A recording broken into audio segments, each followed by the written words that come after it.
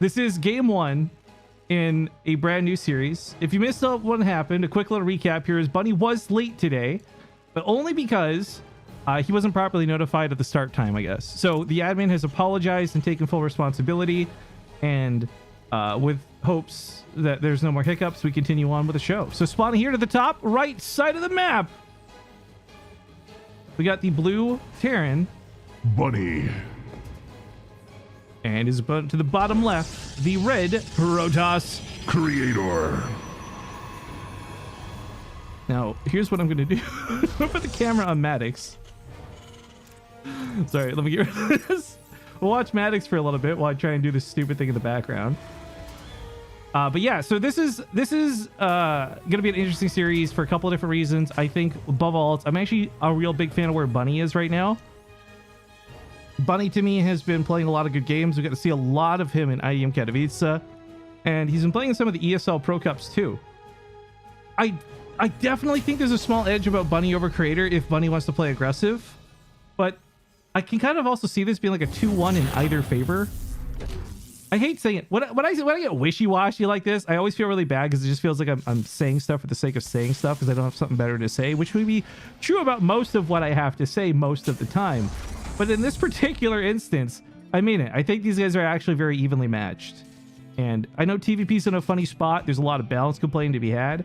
But above all else, we again need to take into consideration... What the fuck just happened to me? I just lost everything! I had a full board while I was talking! What? I wasn't looking! I was explaining StarCraft! God damn it!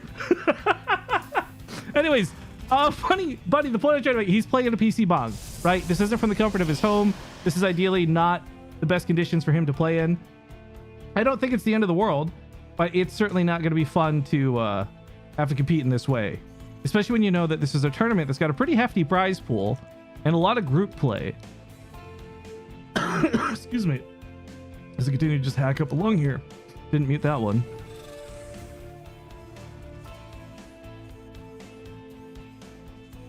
Oh, I lose the game, bros.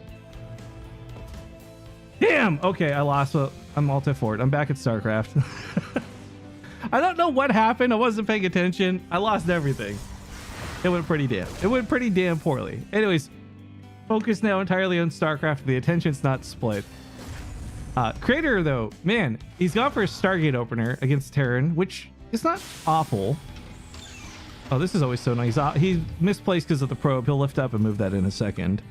But yeah, for the opener on this one, I'm not sure if Phoenix is going to get a lot done, but one thing I really do like about Phoenix is their super big denies of Widowmine drops. Widowmine drop in TvP, really common. It's a good scout. It's a great way to do damage. And if you've been watching some of the other shows we've been hosting and casting, we've been even seeing Drilling Claws happened earlier today. Or I guess technically last night, depending on your point of view. My point is, a Phoenix is okay for denying drops. It's especially good at picking up the Widowmines before they can detonate. I don't think a Stargate opener is terrible, but a Stargate opener I really don't feel has much use outside the opener for this game. Not in this matchup, at least. 5 shots to kill a Hellion, 4 before they even get to the mineral line. Transfer will finish that too. So the Hellion ends up being bait while the Reaper hops to the main base. Oh my god. So much blood just came out of the Reaper. Like, he killed it in the sky. I get that, but damn. Okay, well, with the Reaper being destroyed. God, that's tough. Reaper being destroyed, it does shut down future scouting and annoying harass. I'm not sure if Creator's just got the sickest eyeballs because he swerved that Widowmine so perfectly. But it is worth noting, a Widowmine doesn't kill a Phoenix. In fact, it takes 2 shots to kill a Phoenix. Or maybe it only takes 1 and it rises again from the ashes. Eh? That's that Phoenix? Eh? Alright. As far as this goes, I mean, okay, Creator's opening neither hurtful nor harmful to him or his opponent. I would say, if anything, it helps. It's a lot of security. You know, you usually can't chase down these medevacs, and it's super annoying. But over here on the right side, we got a 3rd CC coming down, and Bunny's not really going for medevac drops, and he's not pushing across the field. I think this is a really smart decision on his part, too, after seeing the Phoenix.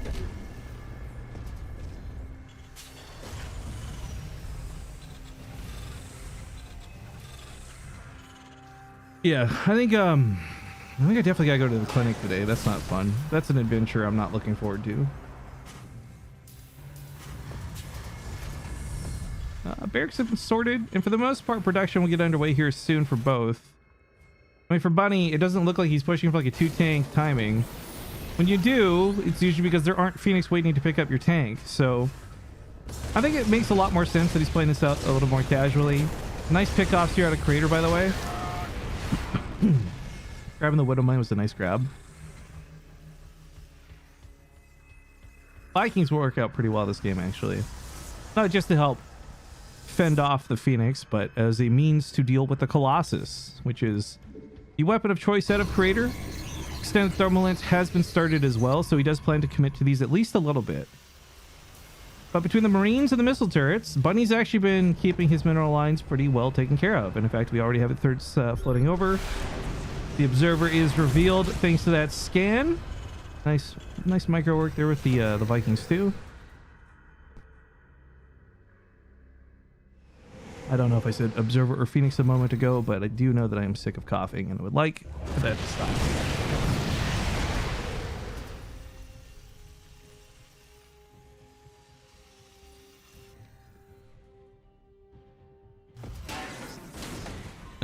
Sorry guys. Again, you're gonna hear these muted periods where I'm just having trouble breathing. Super fun.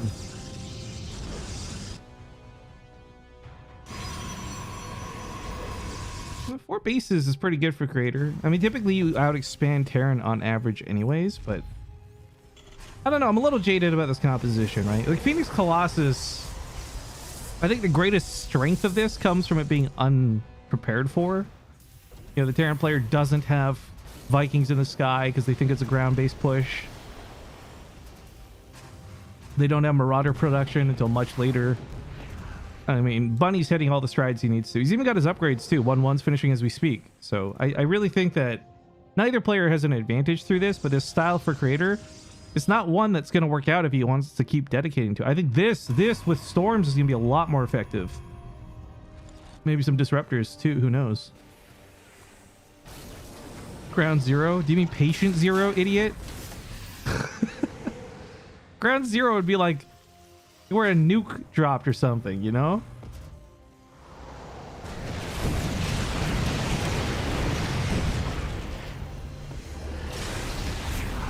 Oh man, these Phoenix are super duper annoying, but after a little bit of time, pushes them off, loses an SCV or two. You know what, that sick comment though has got me thinking about what was the movie called? The one with Will Smith, and he's like the last man alive. I am Legend. I am Legend. That was a good... Look, I know everyone in my life has told me the book was better than the movie. I like the movie quite a bit, and I love the dynamic of like that being like, he's the monster, right? It doesn't look like it till the end, but then you realize like, oh, he's the monster. Like he's the Dracula up in the castle type thing. I thought it was such a cool concept. All right, scan reveals nothing. Backs away from this. Well, I mean, it reveals the Phoenix, but I mean, no observers to grab or anything like that. Ghost Academy. Okay. Get some ghosts out, drop some EMPs. Enhanced shockwaves is massive. It's going to be mega big for not just taking away the shields, but dealing with the Templar and their energy. Xavier says, glad to hear you're as addicted to Gold Rush as me and my son. Dude, I'm finally on the most recent season. I don't want to talk about it right now because I'm going to talk about it all stream if we do. But I can't stop watching this goddamn show. It's it's not even that great. Every episode's the same damn thing. Oh, Parker's in danger of losing his season. Rick might not be able to afford the washer he bought. Like, it's the same thing every episode, but I can't get enough of it. And I just want to go mining for gold. I just want to go to the Yukon, the great Klondike North, and I just want to mine for gold instead of subscribers. God knows I'll find more flecks of gold than I will fucking subscribers. Okay, big fight comes into play. Bunny's outclassed. He's outnumbered. He's outmatched. He's getting absolutely overrun by this army. And I mean, a big part of this was little to no micro, first off, but also just he went for a drop. He took away a third of his army before the fight even began. He's got 4 Vikings pumping at a time. Maybe he holds this. Unlikely, but maybe he holds this and those two drops just kill the Nexus and makes this worthwhile. But, you know, we got Storms on the front line. Sure, the Colossus are being taken care of, but not even that well. No focus fire from the Siege tank. It's just me shooting Zealots. I'm sorry, but Bunny just got absolutely dismantled this game. Oh my god, what the? That's meat, is what that is. It's dead meat, but it's meat.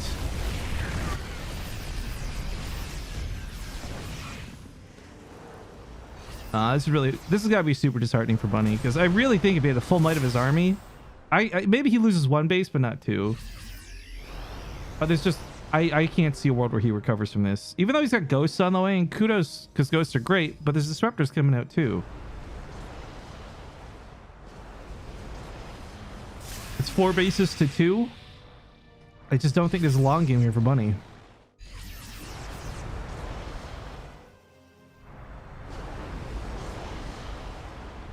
Bunny is experiencing the view from halfway down. I wish I did make that reference, dudes. Oh my god, I've just become so fucking depressed. Jesus Christ. There will never be another show as good as BoJack Horseman. I swear to God. Is it one of the rules of the chat? No spoilers, rip I Am Legend. Yeah, and don't talk about Star Wars, guys. There's people who still haven't seen Star Wars yet, okay? And I don't mean the new one. I mean, like, they don't know who Darth Vader is, so be chill, okay? No spoilers, please. What happened to Abraham Lincoln? No spoilers. JFK? No spoilers. Oh my god, they did a flip. Oh, I did a flip. That was like a 480. Oh my god. What happened? But what about Epstein? Well, Epstein didn't kill himself, so I don't know if that's a spoiler or not. He tries to kill the Templar before they merge. I will say this much for Bunny. He's taking a hell of a fight, but while he takes that fight, he dies in the background, right? Like, these Zealots clean the natural. 18 SCVs died. Even if this army were to hold, he's got no economy. GG. Crater takes game 1 in the series. Okay, I think we're back. So, we hop into game number 2. And people are asking, how could there be a good take on the JFK situation? Red Dwarf and some other shows actually have had some really brilliant writing. And Red Dwarf had this take on it where basically, through the course of the episode, they showed JFK all this stuff in attempts to save him and realize like he ultimately has to die, like he needs to die. So they convinced like a time travel version of himself to be the shooter behind the grassy knoll. Look, it's a big conspiracy thing, but like I love shit like that. It's such good writing. It's such good exploration. It's fun. You know it's not real. It's not like they're trying to pass it off as a fake history. It's like a space show from 3,000 years in the future going back in time. Like, no one's going to take that seriously. It's a great comedy show. It's really funny. I love British writing. I grew up with Red Dwarf and Black Adder. Shows like that, I think, are just so bloody clever. Anyways, we hop into game number 2. It is 1-0 as I continue to mess up the score. Not for Bunny, excuse me, but for his opponent. So spawning here to the top left on his last life to kick off the day, we have Bunny.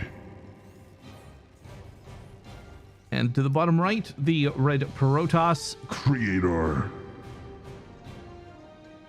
Time travel is rarely good writing. I mean, in fairness, sure, but you have to take it all with a grain of salt, right?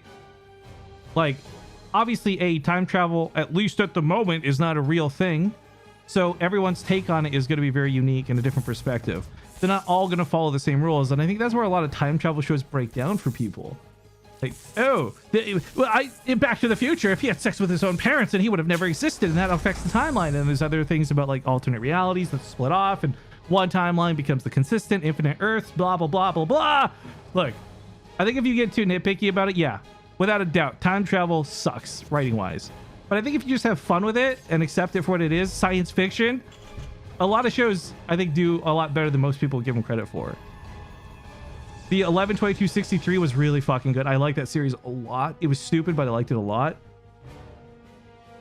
Still don't know why James Franco had to CGI cry. That's still awkward, and I'll never understand that. I think one of my favorite instances of time travel, though, and I know, cast the game, just cast the game, cast the game. We'll get to it. It's a very similar opening out of both. One of my favorite examples of time travel writing was actually in Doctor Who.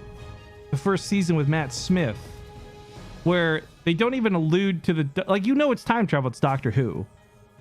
But throughout the whole season, every episode or three, there's like an odd interaction that just doesn't really make sense, but also doesn't stand out very much. And at the very end of the season, you realize it's because that doctor is going back in time and interacting with all these little plot points that you watch throughout the season. And I'm like, God damn! Fucking bravo! Did not see that coming. Stuff like that. I don't know. That hits the sweet spot for me. That's the kind of writing. Those are the kind of shows I really, really enjoy more than anything else out there. Personally. Hot Tub Time Machine! Oh my god. You know what? I hate Rob Corddry so much, but I didn't even mind him in that movie. That was a good movie. It was stupid. It was not a good time travel movie, but it was a funny movie.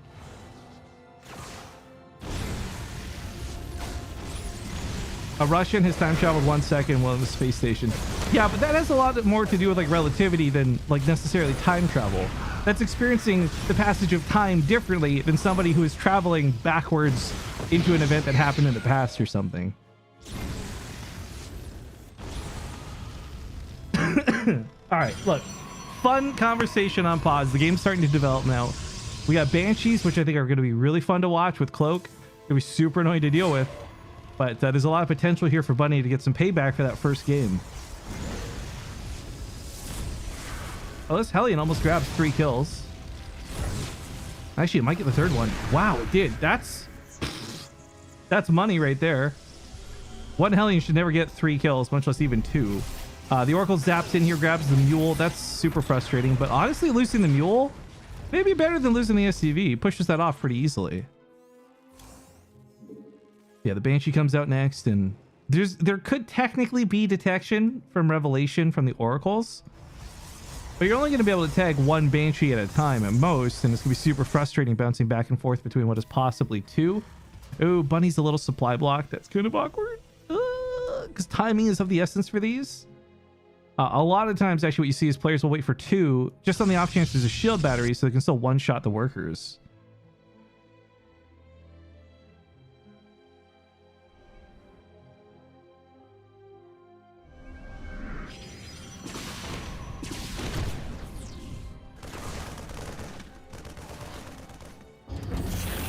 You know, actually, before we completely get off the topic of time travel stuff, I still think one of the most brilliant things anyone's done to try and disprove time travel was Stephen Hawking secretly hosting a gigantic, I don't know if you guys know about this, some probably do. He hosted a gigantic gala party and told nobody about it. No invites were sent out or anything. It was a time traveler's party. And the idea was that he would release all the information after the event so that if time travelers were real, they would read about this in history books and go back to that point in time, right? But nobody showed up to the party. It's certainly no time travelers. I always thought that was bloody clever. I like that a lot. Because Stephen Hawking is one of those figures who's going to go down in history. Like, his name will be similar to like Einstein and others, where he's just not going to be forgotten. So there's no way that that doesn't get brought up at some point in the future. Oh, big moves with the Cyclone.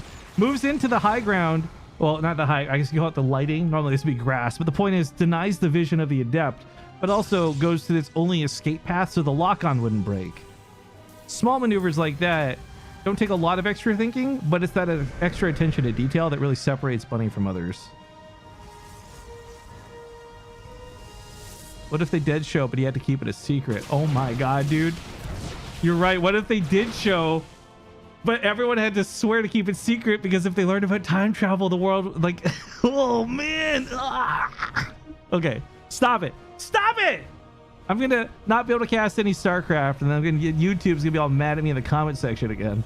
Because you guys on the live show enjoy this. People on YouTube can sometimes be a little, we're going to say entitled, to stay polite, about some of the off-topic conversations from these games.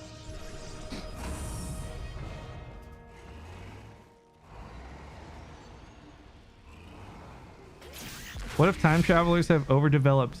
Oh, that's interesting. Like some kind of super virus from the future, and they don't come back for our own safety. Or what if it's the other way around, right? What if they become so used to like all these super advanced viruses, they no longer have to immunize for like the common cold. So like as soon as they get back, step back in time, they're immediately struck with like cholera and, and dysentery and other things that we've kind of worked around. Oh my god, it's the Oregon Trail. Oh my god, time travel is the Oregon Trail. I've cracked the code. How many oxen for a battery to take me back to 2075?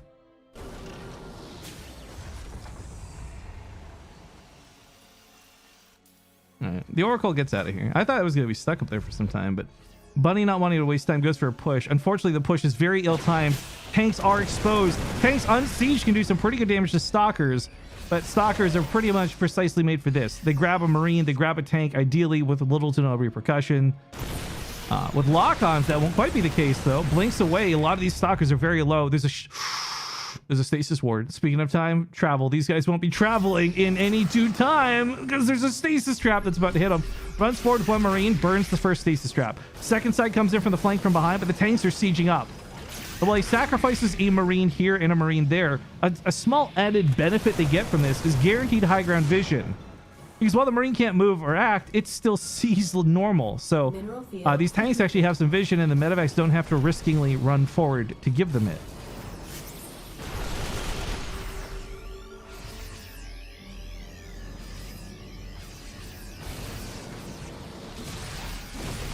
All right, the tanks have successfully leapfrogged here quite a bit. You see Bunny setting up to go for a flank around it. Oh, there's a fake Colossus. He just dived in for a fake Colossus. That's awkward. Marauder's going to pull back on this one. The tanks just need to do a bunch of damage before they die. The tanks are going to die 100%. But if they do enough for the bio to survive, he could continue the assault. However, that doesn't seem to be the case. And even with things like concussive shells helping slow these units down, ultimately Bunny has to pull back. That's a tough fight. He was in a really good spot too.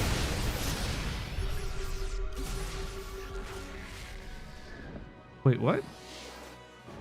Stasis ward just went off on something, but I don't know what. Oh, they're just expiring. That's right. I forgot they've got a timed life. I just heard that. I'm like, what? What kind of pause? There's no blue over here.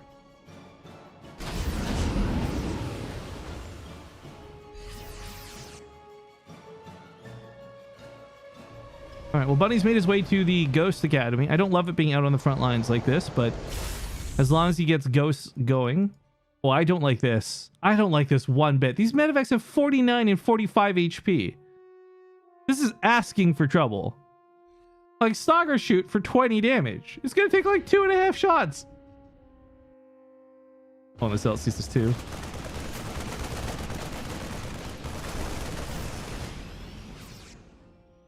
Question from Dew. Hey, actual StarCraft question. Does Blink break lock on even if they blink and stay in range? I believe it does not. I think only things that completely remove the unit, like a Warp Prism or a Recall or a Nidus Worm or a Medevac, things like that for sure break lock on. I'm pretty confident that if you stay in vision, Blink does not. But I could be wrong on that. I'm actually just having a moment now where I'm questioning it. I'm pretty sure it doesn't though. I'm like, you know what? I'm actually just say I'm very confident it doesn't break lock on because I'm remembering some some very particular fights against Stalkers I've had that were really frustrating. And yeah, I'm pretty sure it doesn't break lock on. Only things that completely remove the unit. I like you. Oh wow, a bunch of subs gifted out. Thank you very much. Lovin' Floofin. You are loving Floofin lovely. Thank you. Tamagotchi also got a Twitch Prime snuck in there. Oh my god, dude, I haven't fed you since 2005. How are you still alive? My little guy, how many poops have you made? Is the screen just all black? I'm sorry for abandoning you, dude. Alright, Storms pick off a lot of these units, and Bunny's forced to hide in the corner. Of course, all of this aggression out of Bunny, though, is not necessarily coming with the stipulation that he needs to do a lot of damage. It comes with the idea that, of course, this buys him time to get his real army bulked up. So while that drop was going on, he got several ghosts out. These EMPs are massive. They hit the Templar right away. And of course, he's just waiting for the return into Archons. That's an easy pickoff. He's got more EMPs if he needs to commit to this. And while this goes on, of course, that medevac, oh, I guess, tried to unload and died. So never mind. I thought there was like another drop waiting to go off. Oh, grabs one of the ghosts. Takes out the Disruptor, though. Not a bad trade. Bunny to the skies, pushing off that Warp Prism. God. Crater is pretty close to dead, but while this goes on, massive Zealot run by cancels the expansion out of Bunny. He'll do a lot of damage because the reinforcements are going to be pretty weak. Although Marauders and a choke could hold this pretty well. But yeah, to be clear, oh, he goes for the Immortal. He's trying to focus it down. He gets it. Nice. That Nexus is dead. There's no way to break Bunny's siege. So yeah, the only option for Creator is to go across the field. And God, is this not working well for Bunny on the defense? Is that Ghost Academy being exposed? But I don't know how big of a deal the Ghost Academy really is right now compared to earlier. He's already got the Ghost out. Looks like I just missed a pretty juicy Disruptor shot, but as he dives on top of the Disruptors, he cancels the shots by killing the Disruptors. A very risky way to play, but for Bunny, powers through, takes out the Disruptors, and now it's a full-on base trade. And the only option for Creator is to kill more buildings faster than Bunny kills buildings. Oh my God, the storms on the SCVs are brutal. Command Center's burning. Nothing is repairing it currently. That's unfortunate, because he's got a few mules in that bad boy. Slap the roof. This bad boy can hold so many mules. Looks like a good Disruptor shot finally did go off, though. I say this because a lot of the army is suddenly missing for Bunny. That new Disruptor has a shot available. Oh God. Oh God. Kills his own DTs. It's getting pretty down to the wire. That Sim City here is working really well for Bunny to help hold off Creator, but as you can see here, he just doesn't have the forces to stop. The SCVs almost kill the Archon. No, the 2 armor was so good. This is really difficult to call, to be honest. I mean, the big thing about having Ghosts and EMPs is they can reveal these high temp or these DTs, as you saw there. If you EMP the unit, it reveals it, right? So he doesn't have to rely on scans like he normally does. All these units warping in are super frustrating to deal with. Again, another EMP. Oh, and it's his own medevac. She drains energy from the medevac. But, you know, we got the Viking on the ground. The Immortal Barrier's been popped. This thing's gonna go down so quick. Really, at this point, the priority's got to be killing the Dark Shrine. These DT Warpins have been so nasty. The main base here, totally compromised and dead, but buildings float. That's Terran for you. Command Center sneaks away to the very far bottom left. Buddy may try and go for a stall out in this game, actually. If he kills the Stargate and all the probes, there'll be no chance to build anything to kill that Command Center. Or really any building floating to any corner of the map. Nexus has gone down here. There's nowhere to recall. There's no way to get out of this base. DT's to the back, though. Oh, he doesn't have... He's got 1 EMP. Oh, my God. These tanks are huge. These tanks are the only thing that are going to keep this army from just walking up on Bunny's face and destroying it. Because, let's be clear, the amount of ghosts... oh, my God, they don't implode. So the amount of ghosts and bio on the ground has, like, diminished significantly. We are in full-on base trade territory. We've been here for a while. If you guys haven't already dropped your Ace 1s and Ace 2s in the Twitch chat, you're doing it wrong. But he's killed all the economy. No chance to survive. No, wait, Creator can build a base. He could build 1 Nexus and maybe find a way to survive a little longer in this game. But I don't know if that's the answer, boys. Production survived for Bunny. What's noteworthy is Creator didn't kill all the supply depots. Normally, this is what kills the Terran. Oh, he doesn't know about the Command Center? Oh, he does. This is so awkward. No. Oh, no. There's stalkers on the ground now too, buddy. Oh God. He's got big targets in these medevacs too. He's gonna hide these for a little bit. I'm pretty sure that's out of range though. Creator can build 1 Phoenix. Creator can build a Nexus and recover, frankly. Like if he builds a 3rd, he can fight this out. But if he builds a 3rd and that gets killed and he doesn't have enough to build a Phoenix, this could be a stalemate. In fact, that kind of feels like the direction this game is heading. If anything, I think Creator... It's pretty much either a stalemate or Creator 2 zeros. For Bunny, I think it's very... not just possible, but likely Creator wins this. But Creator perhaps hasn't realized he needs to build a Phoenix to end this game.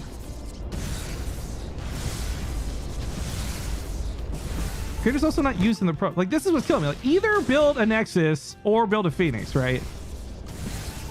To do neither is just like such a waste of time. All right, here's the problem, right? When you assess the army Bunny has, 4 Ghosts, 4 Marines, a tank, and 2 Vikings. Even if he lands all the sickest EMPs, like fully unloads every EMP on this army, Bunny's forced to play with no energy and no shields. I still don't know if there's enough raw damage to kill the units before they kill him. You know, he wants to land this base. He really does. He's got so many mules locked and loaded. But securing this is the more difficult part of the equation.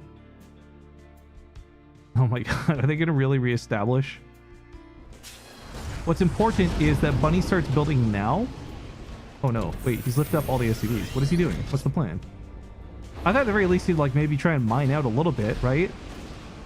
Oh, he dropped it to scan. But I was gonna say, SCV's mining, dropped some mules even. I mean, he doesn't need to worry about DTs. And up until just literally this second of the Nexus being established, he had full vision on every remaining building. This is tough because he doesn't have a good read on the army of his opponent. But I truly think that with a siege tank set up properly, Vikings on the ground dealing bonus damage to mechanical, and an EMP on incoming stalkers, I don't think there's a world where Bunny loses that defensive fight. He's hunting though. I love the way he sent that one weak medevac forward. Obviously it sucks to lose it, but this saves him the trouble of having the rest of his army blinked upon. As he boosts up here to the top top right, this army's pretty spread out. If he comes in from like a very particular angle, maybe like a siege tank back here could deny some of the mining. Oh no, they're collapsing on him. Oh, they're collapsing on him. I don't know about this, guys. Vikings in the sky have got to be on the ground. There's no air units to worry about. All hands on deck, right? 4 ghosts have to land the sickest EMPs of their lives. He's gonna walk away. He's gonna try to walk away. The army is ever encroaching. The tank is out of position. Save the tank. Oh my god, the EMP. It doesn't hit just right. No bueno. Bunny loses. GG. Oh. What a game. Creator takes the 2-0.